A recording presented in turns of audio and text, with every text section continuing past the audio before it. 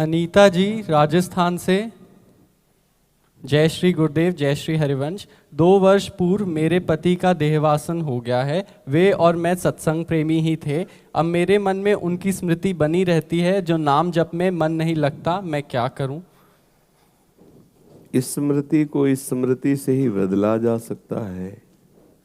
यदि हम भगवत चर्चा खूब सुने और हृदय में ये बैठा लें। आप कह रहे हो कि वो भी सत्संगी थे और हम भी सत्संगी हैं, तो क्या सत्संग में सुना आज तक, क्या सत्संग में पकड़ा? ये तो सत्संग में, किसी भी सत्संग में प्राय यही वर्णन होता है, शरीर एक न एक दिन छूटेगा। सत्य वस्तु सच्चिदानंद प्रभु का नाम है, प्रभु का रूप है, प्रभु की लीला है। तो हम शरीर छूटने के पहले ही ये बात स्वीकार कर लें कि ये सब जाएंगे, आज नहीं तो कल जाएंगे। तो जो सदैव हमारे पास है, रहेगा और रहा है हर जन्म में, वो है हमारा प्रीतम प्रभु, क्योंकि उसके बिना हमारा अस्तित्व नहीं है। यदि हम सत्संग सुनते रहें और ये बात बैठाल लें तो ये दशा नहीं आएगी। गोस्वामी जी कह रहे हैं, सुत बनितादि जान स्वार्थ रत ना करु नेह सभी ते, अंत ही तो ही तजेंगे पामर। तज दिया ना, और तू न तजय वहीं से। यदि बचना चाहते हो कि उनकी स्मृति में हमारा जीवन नष्ट ना हो, भगवत स्मृति में सतत चले, तो उसके लिए आपको चाहिए कि आपको अपनी स्मृति को बचाना होगा।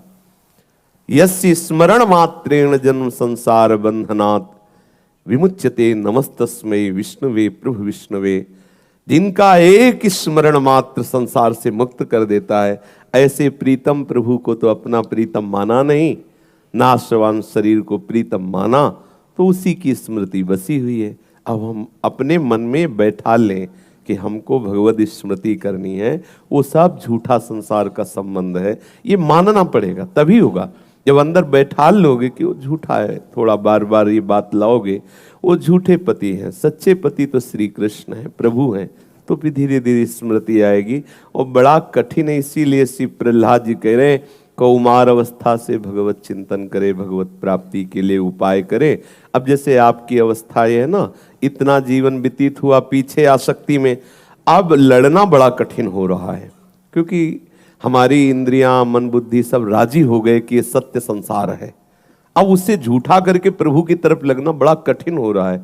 इसलिए अगर सरल भाव में हम कहें तो शरणागति सर्वश्रेष्ठ है।